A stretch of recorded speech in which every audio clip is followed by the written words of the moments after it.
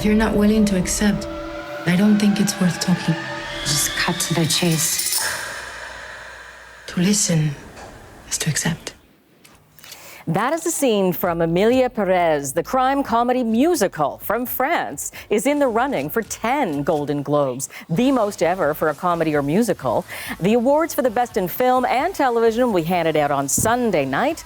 The Globes is, in fact, the first major show of the awards season, and it could give us an early look at the Oscar and Emmy favorites as well. So here now to look ahead to Sunday's show is the CBC's Deanna Sumanak-Johnson. Thanks so much for visiting us on the couch for this Thanks so much for having me, Jennifer. And I'm going to put you on the spot. Not a hard and fast prediction, but who are you expecting might take home some of the biggies in both film and television? Well, you mentioned Emilia Perez, definitely rare for a musical comedy, although I think some people who have seen this movie will say, wait a second, that was a comedy? Definitely has musical numbers in it, but it's also a crime drama it's a French film, but it is in Spanish because it's about a Mexican drug lord who wants to start a new life and also wants to transition into a woman along the way.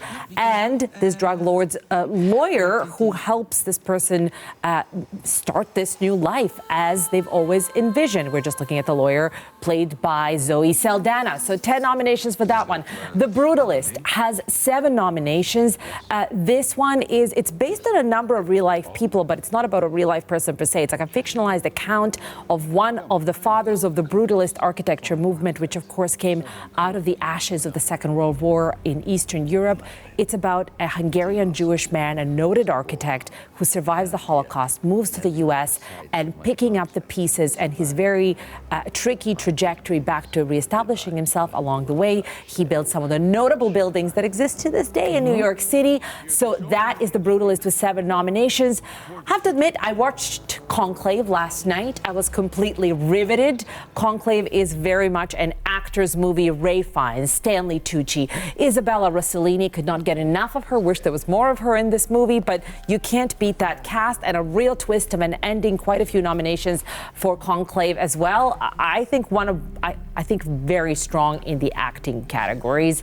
I would be surprised if Ray Fiennes, who's in almost every scene and his eyes convey so much, I would be surprised if he does not walk away with this one. And on a television side, The Bear. Lots of people are really into this show. If you loved it, you loved it. Again, people were like, why is this nominated as a comedy? I'm not sure it was a comedy. It's a dramedy of sorts. The Bear leads on the television side with 5 nominations.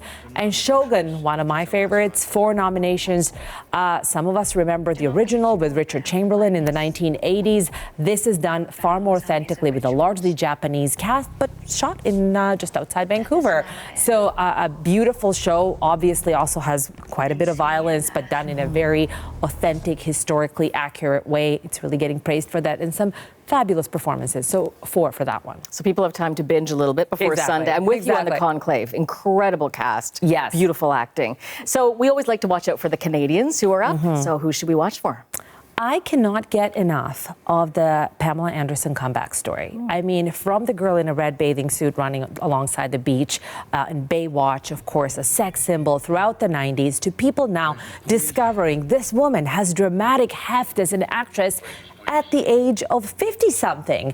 The only thing about The Last Showgirl, I think the only thing that she has going against her is that look at the other women nominated in this category: Nicole Kidman, Angelina Jolie, Demi Moore. So it is steep competition with some of the best in the business, but I love this for her. I love that she's being praised for this. She's been turning up on red carpets without makeup, which is also making a statement. Everyone is seeing strength and integrity and artistry in her that they had not before. Love this story. I think she's winning, even if she doesn't, in fact, win the Golden Globe. But look how great she is.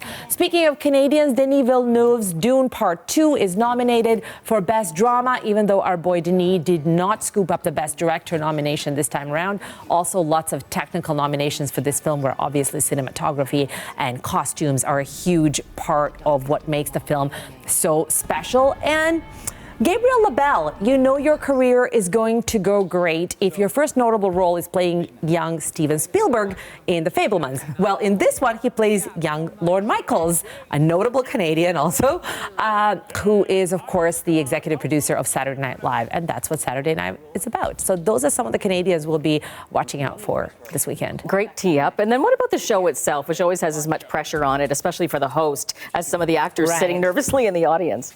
Yeah, no kidding. And I mean, for the show itself, the stakes are so high, Jennifer, because we know that it's tough to keep up the ratings on appointment television. Obviously, people's viewing habits, we know this well, working in television, have changed, and people like to stream and watch online. So I think that they're trying to obviously connect with the younger audience, but also create those viral moments. And I think the host, Nikki Glaser, who is not as well known as Ricky Gervais or Tina Fey or some of the previous hosts, I think she is part of the bid to achieve this.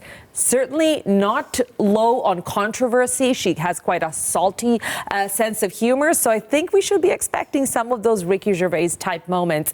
I also think some of the people who are nominated, you have Ariana Grande, Zendaya, Selena Gomez, nominated in both the film and TV categories. Right. These are women, former Disney stars with huge fan followings.